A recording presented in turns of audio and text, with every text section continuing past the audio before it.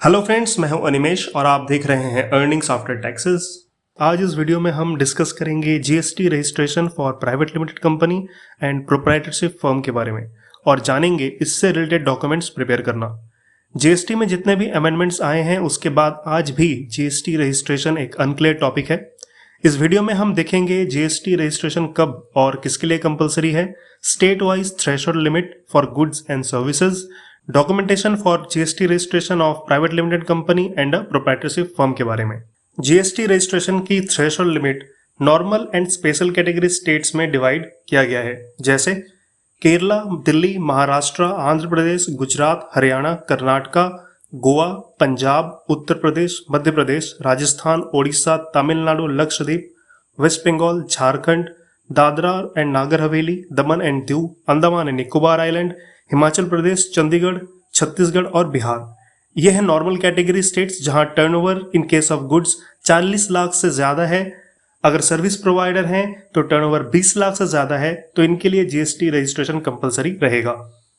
अब आते हैं स्पेशल कैटेगरी स्टेट्स पे। मेघालय, पुडुचेरी, मणिपुर, सिक्किम, अरुणाचल प्रदेश, उत्तराखंड, नागालैंड, त्रिपुरा और मिजोरम।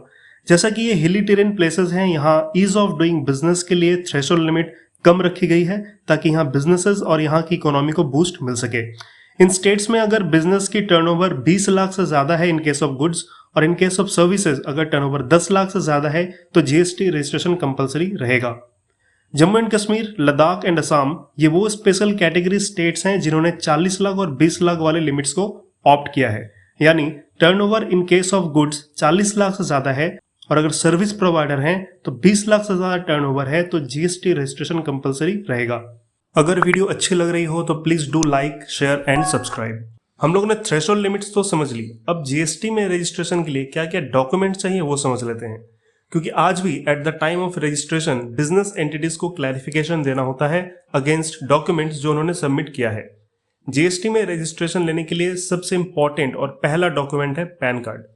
अगर प्रोप्राइटरशिप फर्म है तो प्रोप्राइटर या फिर इंडिविजुअल का पैन कार्ड, और अगर कंपनी है तो कंपनी का पैन कार्ड अटैच करना होता है।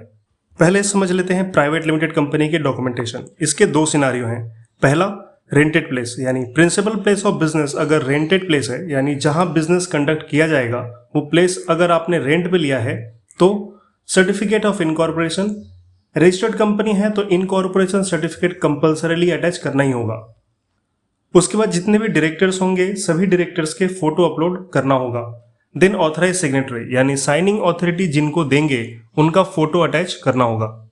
उसके बाद proof of appointment of authorise signatory, यहां कंपनी को ऑथराइजेशन लेटर इशू करना होगा जिसे भी ऑथराइज सिग्नेटरी अपॉइंट किया जा रहा है, या फिर कंपनी की बोर्ड रेजोल्यूशन की कॉपी जिसमें ऑथराइज्ड सिग्नेटरी का नाम मेंशन हो वो अटैच करना पड़ेगा। इसके बाद proof of principal place of business यानी कंपनी जिस जगह पे बिजनेस ऑपरेट करेगी उसी जगह का डॉक्यूमेंट, जैसे electricity bill, legal ownership document, municipal खाता copy, property tax receipt, rent agreement with NOC. यहाँ लैंडलॉर्ड को रेंट एग्रीमेंट के अगेंस्ट एनओसी इशू करना होगा जिसमें मेंशन होगा कि उनके रेंटेड प्लेस पे जो भी बिजनेस किया जाएगा उसमें लैंडलॉर्ड को कोई आपत्ति नहीं है। Last and the most important document है बैंक अकाउंट डिटेल्स। यहाँ आपको कंपनी की बैंक अकाउंट डिटेल्स जैसे कैंसिल चेक या बैंक स्टेटमेंट की कॉपी अटैच करनी होती है।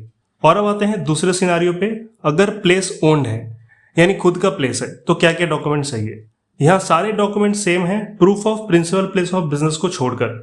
यहाँ अगर आप देखें तो सिर्फ रेंट एग्रीमेंट विद एनओसी को हटा दिया गया है, क्योंकि खुद की प्रॉपर्टी है तो रेंटल डॉक्यूमेंट से कोई मतलब नहीं बनता।